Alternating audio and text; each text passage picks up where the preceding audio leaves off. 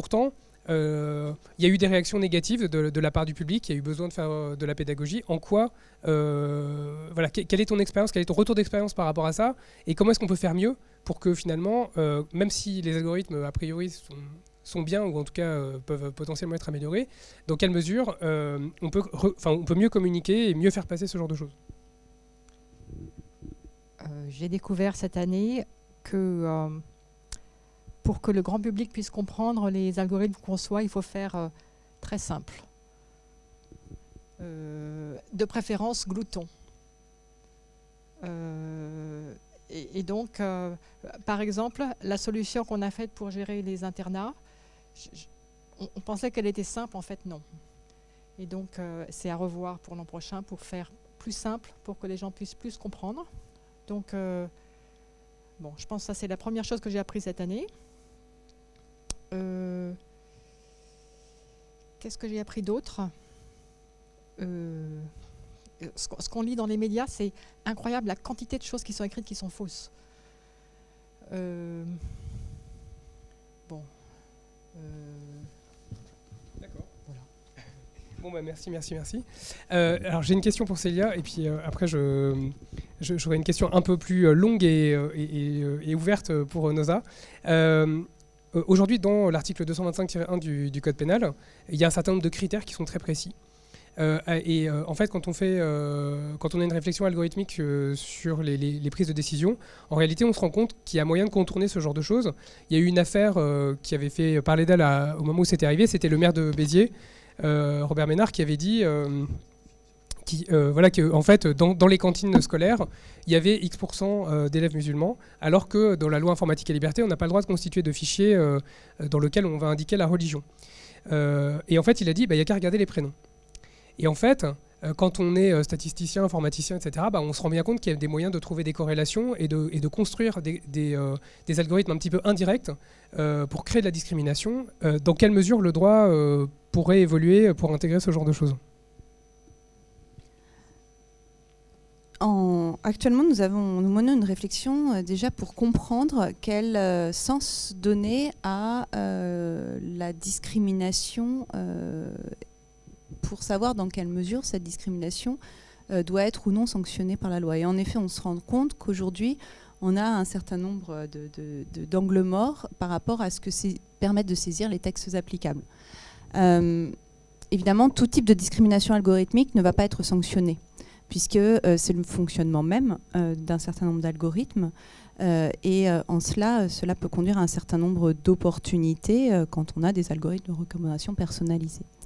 À partir du moment où l'effet est préjudiciable à l'individu, où l'on va se retrouver dans l'atteinte portée à une situation d'égalité, c'est-à-dire de traitement dans une même situation égale entre deux personnes selon les mêmes critères.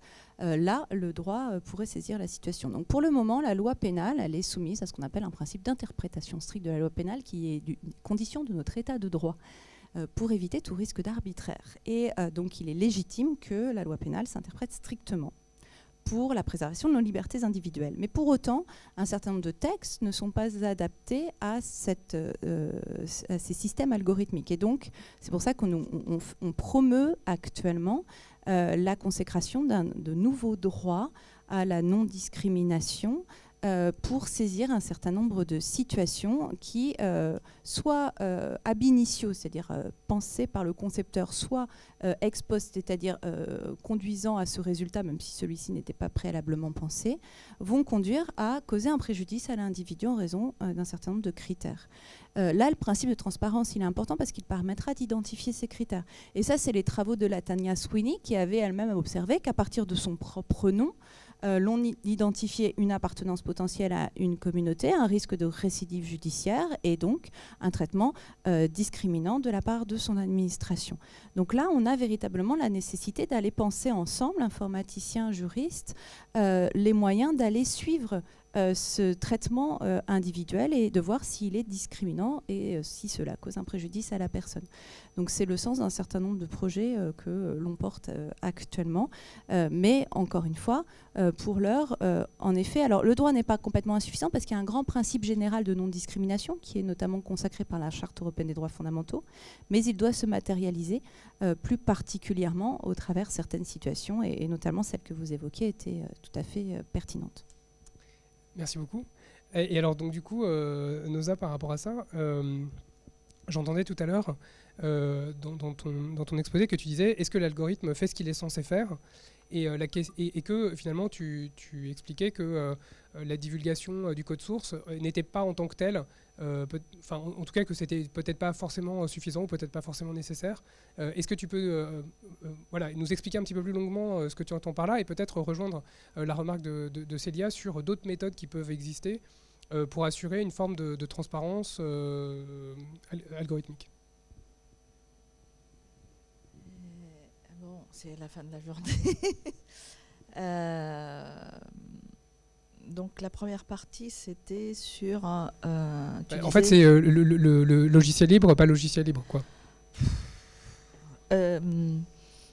Ouais, en fait, c'est surtout l'intelligibilité qui compte, en fait. Hein. Donc, tout dépend, là, c'est la transparence pour qui? C'est qui le client de ce qu'on voudrait livrer? Est-ce que c'est les concepteurs? Est-ce que c'est les utilisateurs? Est-ce que c'est des informaticiens? Est-ce que c'est le grand public? En fait, il n'y a pas de réponse universelle. La transparence, c'est ça. Et c'est la raison pour laquelle, très souvent d'ailleurs, et c'est un peu ce qu'on est en train de développer aussi bien dans le cadre du groupe de la Commission européenne, mais aussi dans le groupe de l'OCDE. Il ne s'agit pas de livrer un code source et débrouillez-vous. On peut très bien fournir un code source, mais qui est capable de dire, est-ce que déjà parfois les auteurs de l'algo, quand il n'est pas bien commenté, des fois oublient même ce que c'est censé faire. Donc c'est pas la publication... C'est pas une question d'open source ou pas, en fait. C'est vraiment l'intelligibilité. À la limite, je peux ne pas savoir s'il est fait dans quel langage, il est fait avec quelle logique, etc. La transparence, c'est surtout comprendre le comportement. C'est contrôler le comportement de l'algorithme. C'est pas comment il est écrit. C'est est-ce que son comportement, c'est une des slides, c'est est-ce que le comportement, il est conforme à des règles juridiques, est-ce qu'il est conforme à des règles éthiques ou valeurs de société, justement, parce que c'est là dommage, j'ai pas pu développer, parce que les valeurs éthiques et les valeurs de société ne sont pas toutes protégées par la loi. Donc parler d'IA responsable et incluant la transparence, c'est-à-dire qu'il y a un certain nombre de concepts qui sont décrits par la loi. Il suffit pas de dire est-ce que c'est compliant, est-ce que c'est conforme à la régulation, donc on est bon. Eh bien, parfois, c'est là où je reviens à mon petit exemple sur le caractère éthique et responsable. Ce sont deux choses différentes. Une affaire que vous connaissez tous parce qu'elle a été très médiatisée, Cambridge Analytica, il n'y a eu aucune violation de loi, à part le fait d'utiliser des données personnelles. Mais c'est pas ça le... Non, je sais, je fais exprès. Te regardant. Non, mais en fait, cette affaire, c'est deux cas en un. Il y a bien sûr, parce que ça c'est tellement gros, utiliser des données personnelles non autorisées, des comptes Facebook, etc. C'est tellement évident que c'est même pas la peine de discuter de ce point. Moi, c'est plutôt l'autre aspect qui m'intéresse et sur lequel je voudrais interpeller et sur lequel je voudrais, en tout cas c'est tout aussi mon effort au sein de la Commission européenne, pour attirer l'attention sur des situations qui ne sont pas couvertes par la loi. Donc moi, je ne suis pas pour mettre encore des strates de régulation, mais Cambridge Analytica, qu'est-ce qu'ils ont utilisé? C'est du digital marketing. D'accord? Ça, c'est pas illégal. Le digital marketing, c'est absolument pas illégal. Ils ont enfreint aucune loi. Donc en termes de responsabilité, personne ne peut les accuser de quoi que ce soit. C'est du marketing digital que tout le monde utilise pour faire de la publicité. Enfin, tout dépend du cas d'usage. Sauf que eux, ils ont utilisé le marketing digital dans le domaine politique. D'accord? Il y a Et la provenance des données? Hein? Et la provenance des données? Non, mais je vous ai dit, il y a deux choses.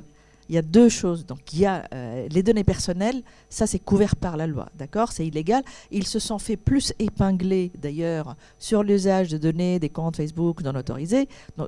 Mais moi, j'attire l'attention sur le fait que utiliser le marketing politique pour influencer des opinions lors d'élections, je suis désolée, ça nuit gravement à la démocratie. D'accord? Ça, c'est pas éthique, mais pour autant, ils n'ont violé aucune loi. C'est-à-dire que sur ce point-là, personne ne leur reproche rien aujourd'hui. D'accord? Donc, on leur reproche l'usage des données personnelles, oui, parce que ça, c'est couvert. Mais influencer des opinions le jour d'un vote, et d'ailleurs, c'est la même boîte qui est impliquée dans le Brexit et dans les élections américaines. Dans le Brexit, on sait tous, on a tous des collègues académiques qui se disent, au fait, qui se réveillent avec la gueule de bois, est-ce qu'on peut revoter, s'il vous plaît? Est-ce qu'on peut revenir en arrière sur le Brexit? C'est trop tard, d'accord? Et ça, c'est des questions d'influence. Et en fait, je dirais, la plus grosse menace en termes de liberté individuelle et de liberté tout court, c'est le libre arbitre, en fait. C'est cette question de nudging et d'influence, en fait, sur le comportement des individus. Et s'il y a... En fait, je ne suis pas en train de dire, attention, oh là là, on va tous mourir. Ce n'est pas ça du tout. L'IA, mais ce n'est pas une baguette magique non plus. Ce que je souhaite juste attirer l'attention, c'est qu'il ne faut pas être naïf. Il faut avoir la tête sur les épaules et voir les choses de manière raisonnable.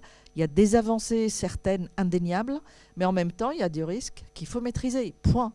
Donc, sur le côté influence et marketing politique, très clairement, il y a une zone de non-droit là-dedans. Juste par rapport au logiciel libre, la première liberté dans le GNU Manifesto, voilà, c'est la liberté de comprendre. Donc en fait, le droit à l'intelligibilité, tel qu'il est explicitement mentionné dans les principes du logiciel libre, c'est précisément ça. Donc du coup, c'est pour ça que je ne comprends pas forcément très bien en quoi le logiciel libre ne répond pas... D'accord, alors j'ai pas bien compris.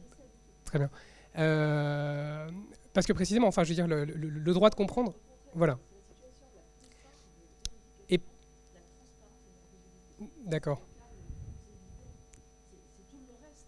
Et le problème, c'est que la plupart des services sont propriétaires et on ne dispose pas de sources. D'accord. Du coup, je vais céder la parole à Jean-Jacques qui avait très envie de poser une question. Non, mais peut-être que d'autres personnes ont envie de poser des questions. Moi, ma question, je sais pas, je me souviens plus d'ailleurs. Mais si, transparence, ça n'a rien à voir avec l'égalité. Je croyais que le problème aujourd'hui, c'était la transparence des algorithmes. On peut avoir un algorithme complètement illégal, mais super transparent, on comprend ce qu'il fait. Et puis on peut avoir un truc super légal et complètement opaque. Donc j'aimerais bien qu'on parle de transparence. Alors, je suis d'accord que le logiciel libre, c'est un bon angle d'attaque. Moi, j'ai frayé un peu avec les gens à Microsoft. Ça leur faisait peur, ça. J'ai jamais compris pourquoi, jusqu'au moment où ils ont changé de PDG. Le nouveau PDG est pour aussi le logiciel libre. Donc la raison commerciale, comme quoi il y a des secrets industriels, etc., j'y crois, mais c'est vraiment un tout petit cas. C'est un tout petit cas. Hein. Y a un autre truc, je pense, pour la transparence, c'est de faire des spécifications. Après tout, on croit à la programmation, pourquoi on ne croirait pas aux mathématiques? La spécification logique, ça existe. Faire des contrats, alors évidemment, tout faire en logique mathématique du début jusqu'à la fin, c'est irréalisable. Surtout pour un truc qui n'est même pas spécifié, comme par exemple un programme d'intelligence artificielle, il n'y a pas de spec. Alors évidemment, essayer de rendre transparent un truc qui n'est pas défini, oui, on peut dire oui, c'est transparent.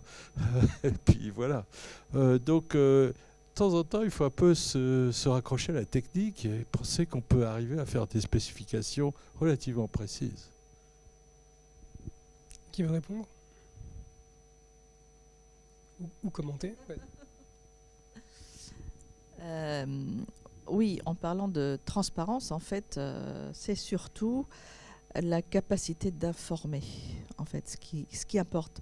Et ce que je voulais développer à travers donc mon exposé, mais bien entendu, j'ai pas pu le faire, c'est que effectivement la réponse, elle est technique. D'accord, parce que souvent, on voudrait réguler cette transparence. En fait, oui, voilà. Enfin, je veux dire, d'accord, si on veut, mais très clairement, la réponse, elle est technique. Les algorithmes aussi, là aussi, sont le meilleur allié. C'est des outils d'empowerment, pour reprendre un vocabulaire. Ça apporte une aide, justement, de rendre compte de ce qui se passe. Donc, quand on dit spécification, tout ça, je crois que là, c'est aussi peut-être une déformation professionnelle.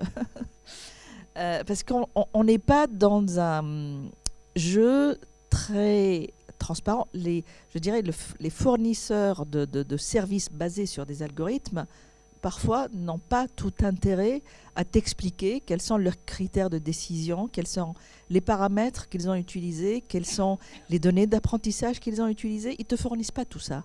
Donc, c'est au-delà de la spécification algorithmique. Qui est quoi ? Mais oui, je parle de ça. Moi, c'était...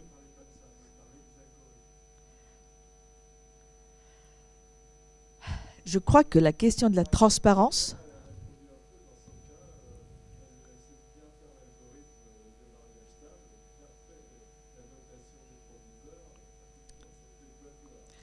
Ok, Jean-Jacques.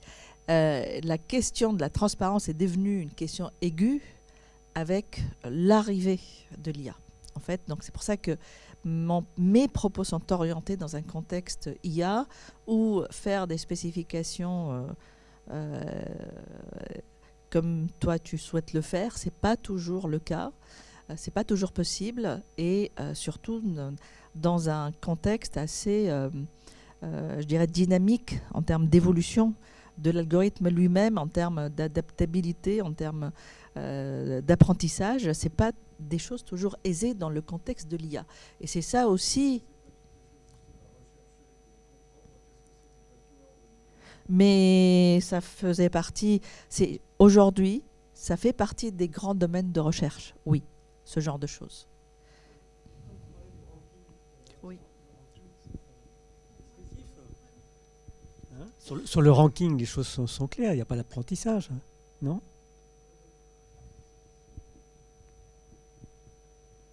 Alors, nous avons réfléchi sur ces questions-là parce qu'en fait, on a réfléchi aussi sur l'auditabilité des moteurs de recherche. D'accord ? Et ce n'est pas une question simple. Enfin, on peut croire. Moi, personnellement, j'ai travaillé sur les moteurs de recherche, mais si tu veux faire l'auditabilité de PageRank de Google, si tu veux, il faut faire très très attention à l'interprétabilité des résultats et ton expérimentation que tu vas faire. Et on a réfléchi dans un groupe de travail, justement. Quand tu fais la même requête à des instants différents, le temps, d'accord, est différent, le corpus a changé entre-temps. Non, mais je veux dire, c'est pas aussi... Tu peux faire des spécifications. Enfin, moi, j'ai rencontré récemment le VP de Google en charge du moteur de recherche. Effectivement, parce qu'ils ont compris qu'ils doivent communiquer sur la transparence de leur algorithme, etc. Et on a eu une rencontre vraiment en tête-à-tête sur... il m'a apporté un document épais comme ça pour me dire, voilà ce que fait Google pour la transparence de son moteur de recherche. D'accord ? Enfin, et on a recruté 10 000 personnes qui font les tests. C'est 10 000 personnes à la main. Moi, je dis, mais pourquoi vous ne faites pas un petit encart quelque part dans la page qui dit, disant, ces résultats-là sont sortis parce que... Enfin, on sait le faire, en fait. Je veux dire, les chercheurs avec qui j'ai discuté, c'est des choses... on a mesuré le pour, le contre, etc. et la faisabilité. On peut avoir... ces résultats sont sortis parce que tel critère vous fait tant de pourcents, c'est la conjonction de tel et tel critère avec tel facteur de confiance, et on peut avoir une traçabilité. Ce n'est pas forcément une explicabilité, c'est une traçabilité. C'est déjà énorme. Et il m'a dit, on peut... Enfin, tu veux reprendre le micro ? Non, vas-y, je t'en prie. Donc, et là, il m'a dit, oui, mais Noza, notre gros problème, c'est les hackers. Si on explique comment on trouve des résultats, en fait, les hackers vont pouvoir truander notre moteur de recherche pour qu'il sorte, pour influencer, en fait, pour mettre en erreur l'algorithme de Google. En fait, la question qui se pose là, c'est un peu une question que je voulais poser, c'est comment faire, une fois qu'on a fait que l'algorithme est transparent, pour empêcher une personne mal intentionnée de jouer sur sa connaissance de l'algorithme pour obtenir des résultats qui sont favorables de façon mécanique et frauduleuse. Typiquement, effectivement, pour un moteur de recherche, créer des pages avec des liens qui pointent vers soi-même pour faire du croisement. Peut-être on peut prendre 2-3 questions, comme ça permet de donner la parole un petit peu aux différentes personnes qui étaient dans la table ronde. Donc je prends une deuxième question et moi j'aurai une troisième question.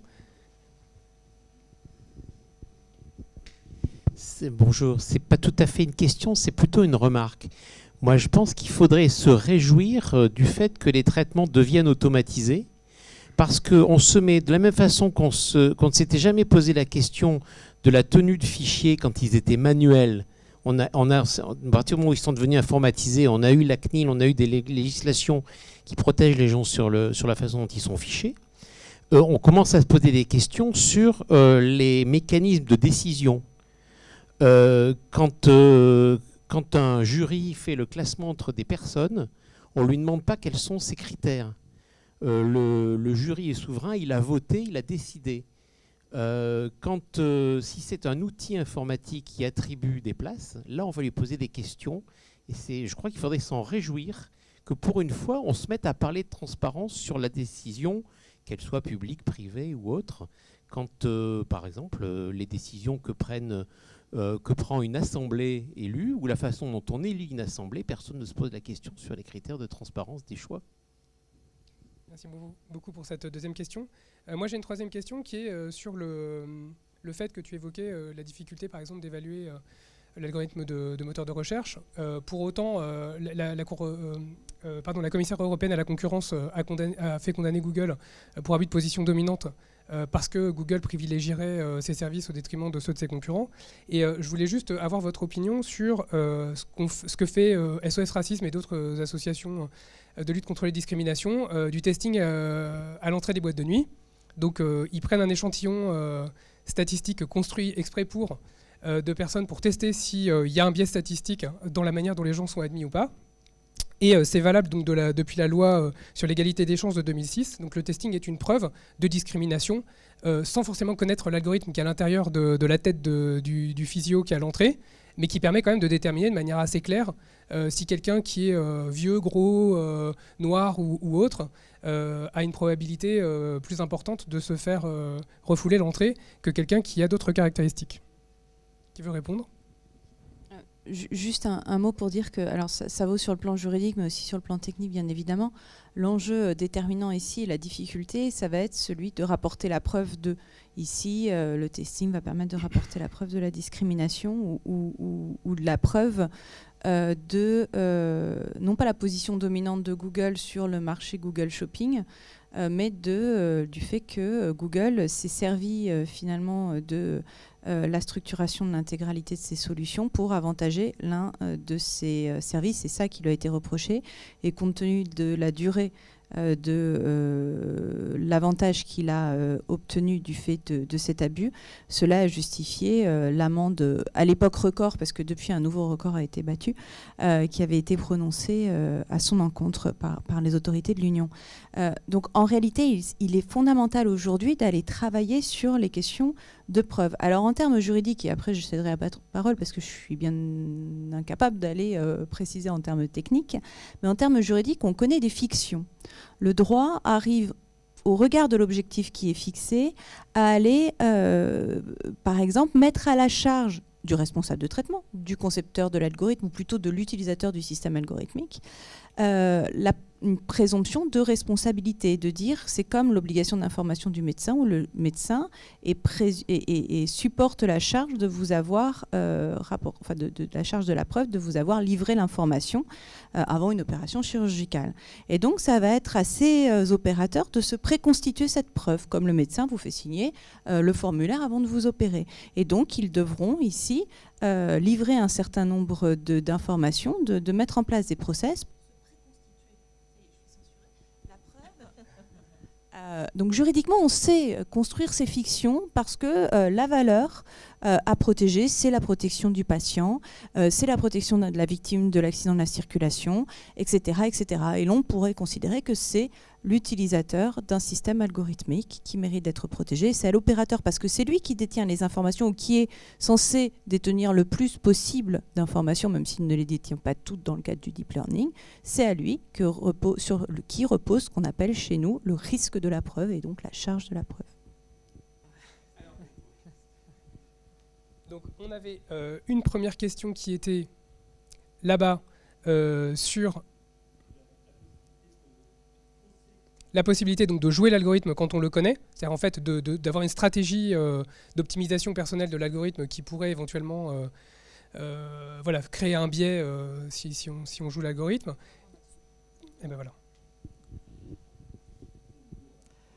Bon, je pense que la réponse de Google, dont on a parlé tout à l'heure, disant que donner les critères qui ont eu le plus de poids, qui servaient à expliquer la réponse, dire que ça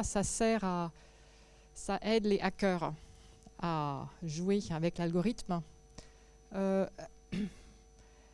pense que ça rend les choses un peu plus compliquées du côté du moteur de recherche, mais d'un autre côté, si on veut protéger l'utilisateur, on pourrait aussi l'imposer, et après, on peut très bien choisir de ne pas toujours prendre la solution qui est la plus facile pour le concepteur du moteur de recherche.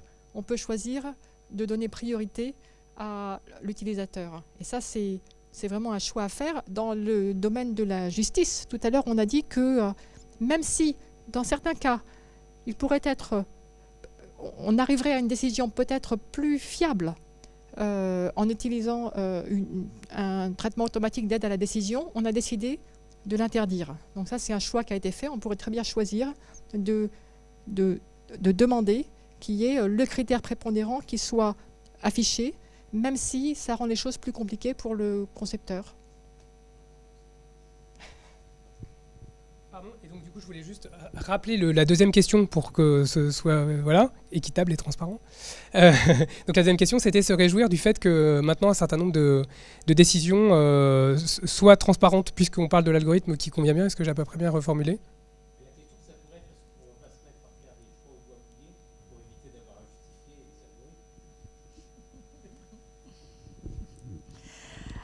Il y a eu une étude qui a montré que l'humain, en fait, accepte plus facilement l'erreur humaine que l'erreur algorithmique.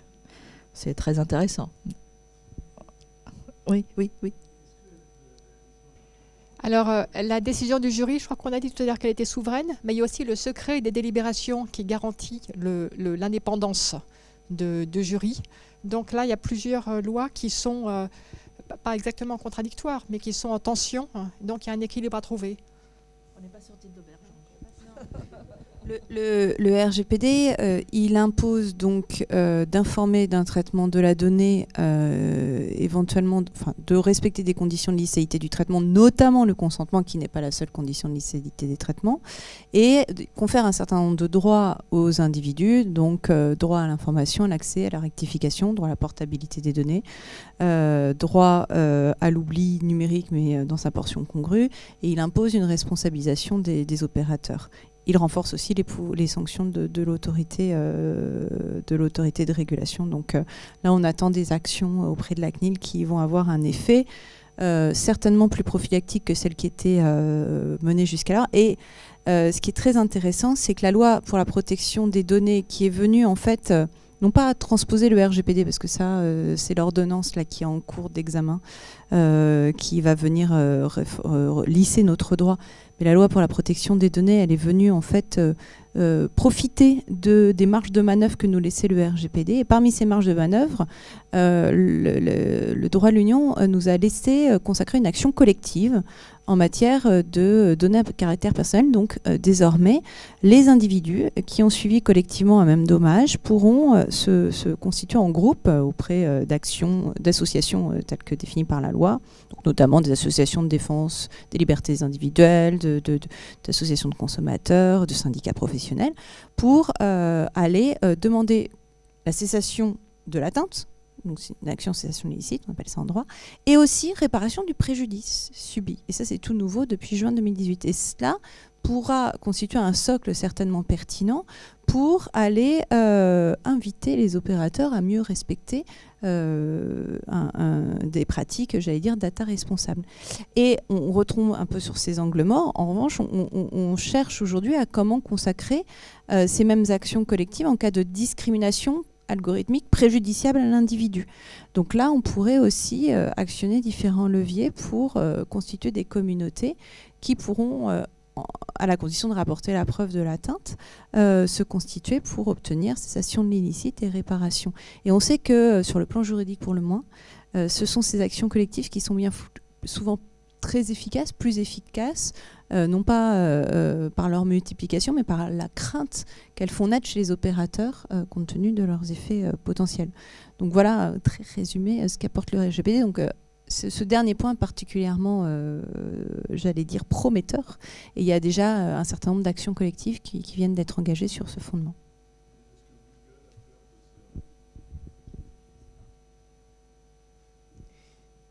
D'autres questions ? Alors moi j'ai une question sur le côté pratique du consentement. Ah pardon. Alors où est-ce qu'il y a une question, pardon ? Donc oui, en effet, les sanctions, elles peuvent être jusqu'à 4% du chiffre d'affaires mondial. Donc ça, bon, je ne suis pas sûre que ça soit un... En revanche, l'effet aujourd'hui qui est recherché par la CNIL et plus généralement les autorités de régulation en Europe, ça va être de faire changer les consommateurs dans leur approche et de favoriser les opérateurs qui seront qui seront data responsables. Le scandale Cambridge Analytica a pu porter préjudice et c'est quand même une des premières fois où on a vu le patron d'un grand réseau social qui, jusqu'avant, on n'avait à peu près pas grand-chose à faire, de venir se justifier devant un Parlement européen dont il connaissait peut-être à peine l'existence et qui, même s'il a tenu un discours somme toute assez édulcoré, a quand même pris le soin de venir se justifier devant une partie de ses utilisateurs. Donc on voit quand même qu'il y a une progression dans l'approche. C'est peut-être pas suffisant, mais on est dans un renversement de perspective avec quand même un projet de loi en Californie qui vise à protéger les données, qui s'inspire beaucoup du droit européen. Donc il y a quand même une prise en considération.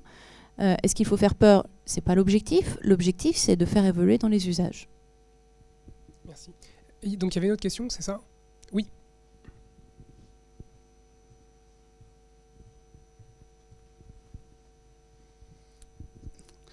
Je vais essayer de poser une question. Il y a une difficulté, parce qu'on parle des algorithmes là, purs et durs, si je peux dire, même s'ils sont compliqués. On a du mal à en faire des spécifications, quand toutefois elles sont faites, et c'est coûteux, et on s'intéresse toujours aux algorithmes hors contexte. On dit, bon, ça y est, il faut automatiser. Il faut automatiser l'évaluation des enfants, il faut automatiser tel service public, il faut faire ceci. Et on ne dit pas vraiment toujours pourquoi. En tout cas, on ne donne pas trop le temps de réfléchir à pourquoi. On peut pas. Il y a la génétique et il y a l'épigénétique. Donc l'algorithme, c'est la génétique, et puis il y a ce qu'il y a autour Alors, par exemple, pour Parcoursup, s'il y a une erreur, comment est-elle réparable? Donc, c'est la notion de réparabilité. Comment on va pouvoir réparer dans des délais suffisants des erreurs produites? Si même il peut falloir énormément de temps pour trouver l'origine, si c'est un bug, trouver l'origine du bug, par exemple. C'est pas forcément... ça peut être un mauvais comportement, ça peut être des hackers qui font des trucs, ça peut être n'importe quoi. Par exemple, le système des impôts, il est vachement bien. Il est tout à fait remarquable, le système de paiement d'impôts et de déclaration. Mais est-ce que c'était vraiment nécessaire? Je ne sais pas. Hein. Donc, donc, il y a un problème de démocratie. C'est-à-dire, quelque part, il y a aussi l'environnement démocratique dans lequel interviennent les algorithmes. Et ça, bon, ça me paraît difficile de parler uniquement des algorithmes.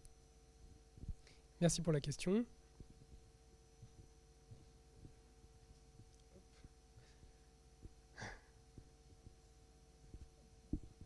Il y a un groupe de travail qui s'est mis en place pour faire une certification formelle de l'algorithme de Parcoursup.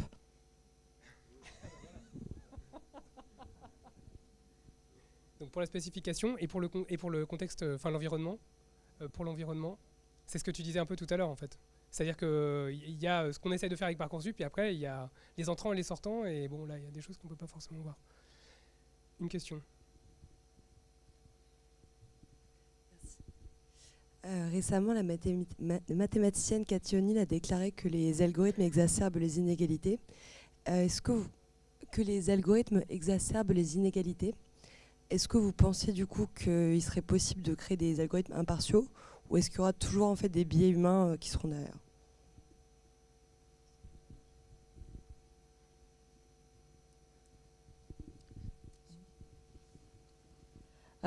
Oui, donc en fait, il y a un aspect qu'on n'a pas évoqué, c'est equity by design, par exemple. Enfin, tout ce qui est value by design, d'accord. Il y a de nouvelles approches dans l'apprentissage supervisé, par exemple. Tout à l'heure, on a parlé de discrimination raciale, ethnique, religieuse, je sais pas quoi, enfin des critères qui ne devraient pas être pris en compte pour une prise de décision quelconque.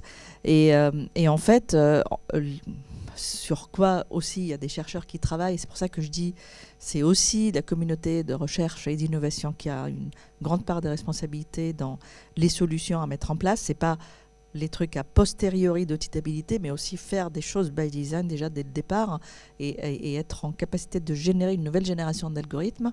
Et quand je voudrais donc revenir sur equity by design, c'est-à-dire construire un modèle mathématique d'apprentissage qui identifie ces variables discriminatoires, parce qu'on aurait pu penser en fait il faudrait éliminer tel descripteur parce qu'ils sont discriminatoires, mais en fait le reste des données dont on dispose sur les individus peuvent reconstruire, par exemple, le genre, le machin, enfin, ça peut reconstruire d'autres variables qui sont normalement discriminatoires. Et donc, l'idée n'est pas d'exclure les variables discriminatoires, mais de les identifier et de réduire leur impact sur la frontière de décision, sur les prises de décision. Donc là aussi, ça repose sur la construction de nouveaux modèles mathématiques, chose qu'on n'a pas fait encore. Et c'est pour ça que je dis c'est encore une affaire de recherche et d'innovation. Et donc, ça a encore de beaux jours devant à la fois ces questions, parce que là aussi on évoque la discrimination, etc., mais attention, moi j'attire l'attention, c'est que toute discrimination générée par les algorithmes n'est pas toujours intentionnelle. Il ne faut pas être en situation de jugement toujours, de procès d'intention. C'est pas... Des fois, il y a des discriminations générées simplement et bêtement parce que les algorithmes utilisés ou ne sont pas reproductibles, ou ne sont pas robustes, ou pour ceci, ou pour un manque de maîtrise technologique du déploiement des algorithmes. Ça peut générer des discriminations, c'est-à-dire ça peut générer une variabilité du résultat déployé dans les mêmes conditions, alors qu'on peut croire comment ça se fait que je suis une cible de discrimination. Donc c'est pour ça aussi qu'au niveau de la Commission européenne, en fait, on fait attention dans les recommandations qu'on est en train de mettre en place sur le côté intentionnel, le côté non intentionnel. Le côté non intentionnel, c'est beaucoup sur la robustesse, sur la répétabilité, sur les nouveaux modèles, donc algorithmiques et mathématiques, qui incluent par construction les valeurs qu'on veut défendre. Donc c'est pour ça qu'il y a, pour tout à l'heure sur la partie, est-ce que publier, effectivement, c'est un sujet qui fait débat dans la communauté. Même au niveau international, certains disent oui, mais j'ai développé une brique qui rend compte de pourquoi cette chose-là a eu lieu, il y a certains qui disent on n'a pas envie de publier ça parce que ça inspire, c'est le jeu du chat et de la souris, plus on est transparent finalement, plus on divulgue les points faibles ou les choses, on facilite le contournement en fait. Dans certains cas, je ne dis pas pour tout. Et c'est la raison pour laquelle, en fait, ce qu'on préconise aujourd'hui, c'est en fait une sorte, ça c'est en cours, hein, donc c'est pas encore en dur, mais on préconise que les fournisseurs de services, quand je dis ça, c'est ceux qui développent les algorithmes, qui les conçoivent, etc., eh bien, devraient avoir, je dis au conditionnel parce que probablement on va s'orienter là-dedans, pardon, c'est que, merci, il faudrait faire des algorithmes traçables. Donc, prévoir la traçabilité, ça ne veut pas dire que le faire de manière systématique, en fait, mais prévoir suffisamment de portes. Si un jour, parce que pourquoi on parle de transparence, tout ça, c'est le jour où il y a impact sur des vies humaines et qu'on a besoin de la chaîne, de remonter la chaîne de responsabilité, à ce moment-là, ces questions de traçabilité deviennent importantes. Et on a à ce moment-là la possibilité de remonter. Mais ne pas le faire systématiquement et, je dirais, à chaque déploiement, parce que ça devient un frein pour l'innovation.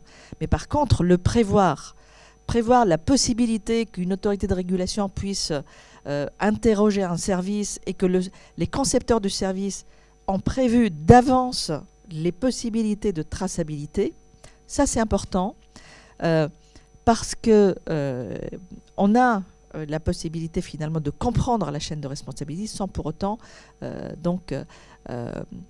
pénaliser l'innovation et mettre des contraintes dès le départ. Donc cette question de traçabilité, c'est quand même un sujet assez important qui sera probablement assez poussé à la fois au niveau OCDE, au niveau Commission européenne. Merci, donc ça sera le mot de la fin. On applaudit, merci beaucoup, nos trois invités. Voilà, donc on est obligé de rendre la salle, donc je suis désolé de vous presser maintenant. Merci à toutes et à tous d'avoir participé à la session et j'espère à la prochaine.